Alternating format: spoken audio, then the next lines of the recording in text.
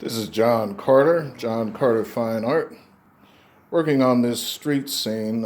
Three guys chatting in the shade on the street on a beautiful afternoon.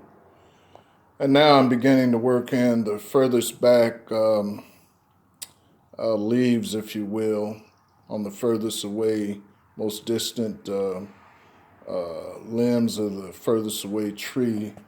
In this reference black and white, you can see it way back in the back. And I just kind of blur my eyes and focus on the darkest part of the values. And there's some ad libbing going on. So,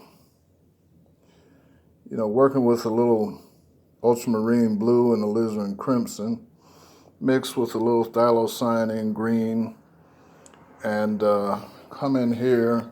And I'm going to overlap this to give some juxtaposition and show how the further away leaves come on top of the leaves of that tree to create a sense of distance. And just scumble this in roughly, because this stuff's really far away. And don't even worry about the leaves that are closer by. Just remember how leaves hang on a tree. Branches go different ways, and the leaves correspond to that in different ways. But these are far away and blurry, so they don't have to have any kind of concrete shape. You don't go in here trying to actually paint leaves. You can't see all that. The eye can't see that. It's gonna come out like that when it's done.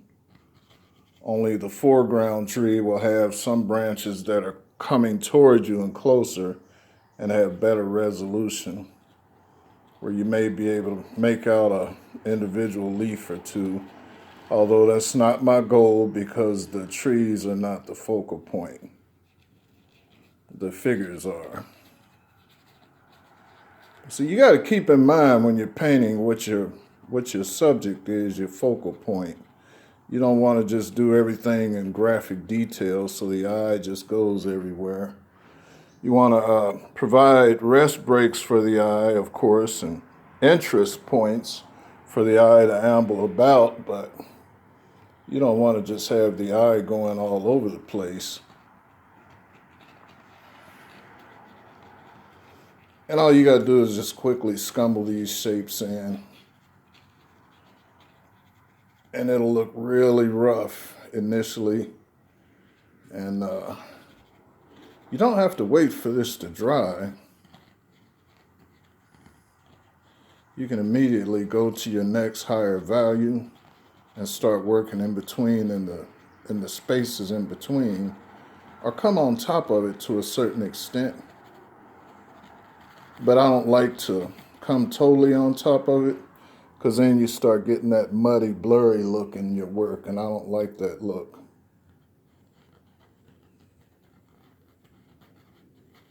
And a lot of this is just going to be at the edges and underneath. Keep in mind the sun is coming down this way, so these are in shadow too.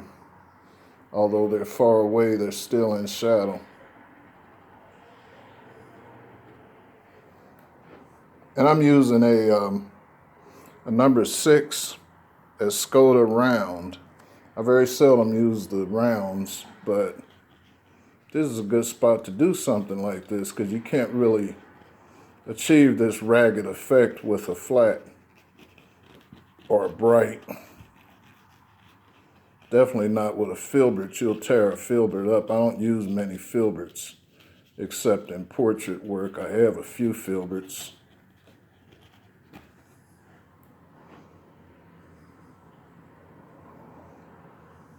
And here I just toned this phthalocyanine green with alizarin crimson and tinted it up with white to give this nice greenish gray dark value to go back in here and begin the process of building the leaves, building the canopy of foliage from one tree to the next.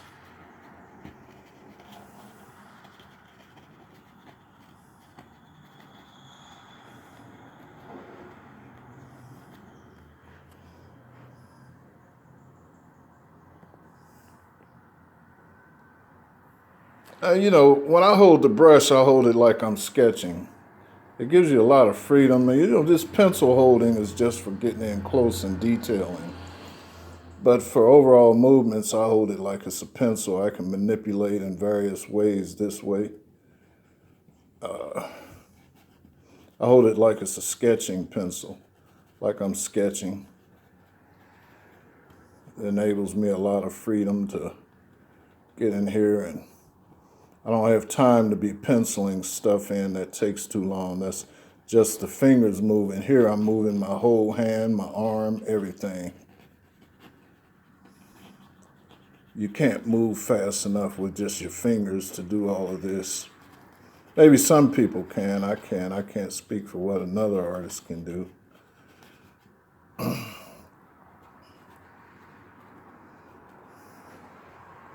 But I don't have all day to do background work. I like to get to the fun stuff, which is laying in the pretty colors. The background colors are always these little muted, kind of ugly colors like this. But you got to be able to do these right. If you don't do these right, you can't get the pretty ones right. And it's all about value of light and dark. That's what it's all about. And you notice I'm kind of shaping out how this hangs as I go. In painting, you got to kind of, landscape painting, you got to kind of think of everything because you got so many things to consider other than just shape, form, shading, stuff like that. You also have linear and atmospheric perspective. You have juxtaposition of structures. You have scale of figures in the environment and things like that that effectively can ruin your piece. If you got a guy sitting here that's 6 feet tall, and when you unfold him and stand him up, then he's 10 feet tall compared to these guys, that doesn't work. Or if you got a guy walking in the background that's 6 feet tall, and in linear perspective, he's 10 feet tall in the foreground, that won't work either.